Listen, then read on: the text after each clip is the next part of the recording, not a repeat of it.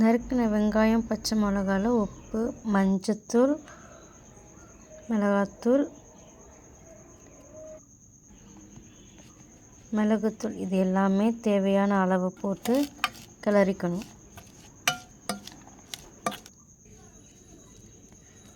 இதில் எத்தனை பேருக்கு தேவையோ அதுக்கேற்ற மாதிரி முட்டையை உடச்சி ஊற்றிக்கணும்.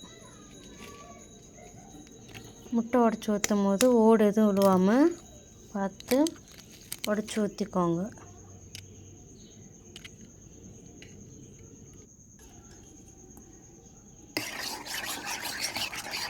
நல்லா கலக்கிக்கணும்.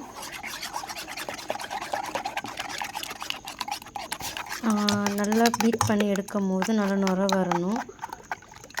ஸோ அப்போ தான் நம்ம போட்டிருக்க இந்த மசாலா எல்லாமே மிக்ஸ் ஆகி பிளெண்டாக இருக்கும். இல்லாட்டி டேஸ்ட் இல்லாத மாதிரி இருக்கும்.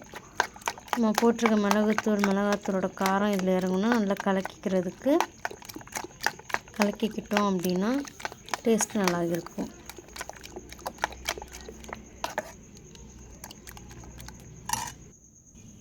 இப்போது அடுப்பு பற்ற வச்சு குழிப்பணியார சட்டியை வச்சு சூடானது எண்ணெயை தடவிக்கணும்.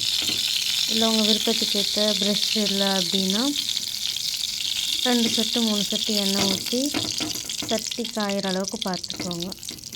அது காய்ஞ்ச உடனே நம்ம கலக்கி வச்சுருக்கிற அந்த முட்டையை ஊற்றிக்கணும்.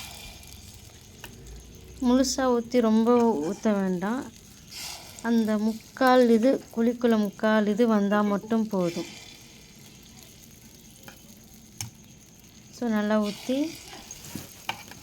முட்டை வேகிற அளவுக்கு ஓரளவுக்கு வெந்த பிறகு திருப்பி போட்டால் நல்லாயிருக்கும்.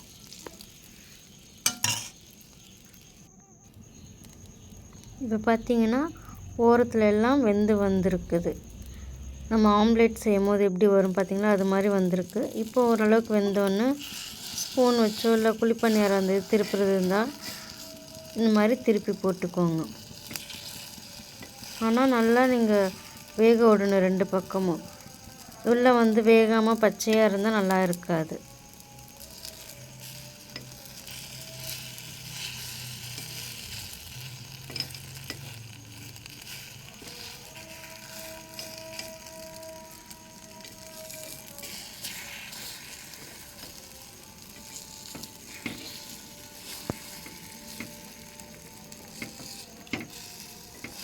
இந்த மாதிரி செய்கிறப்போ நீங்கள் சாப்பாட்டுக்கு தொட்டுக்கலாம். இதை இல்லை சும்மா ஸ்நாக்ஸ் மாதிரி சாப்பிட்றனாலும் சாப்பிட்லாம்.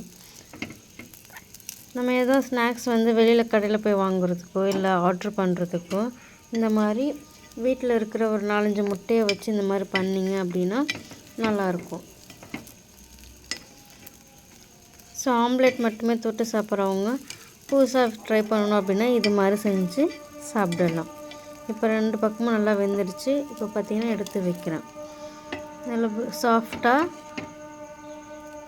முட்டை பணியாரம் ரெடி. ஸோ செஞ்சு பாருங்கள். செஞ்சு சாப்பிட்டு பார்த்துட்டு நல்லா இருந்துச்சு அப்படின்னா கீழே கமெண்ட் பண்ணுங்கள். தேங்க்யூ.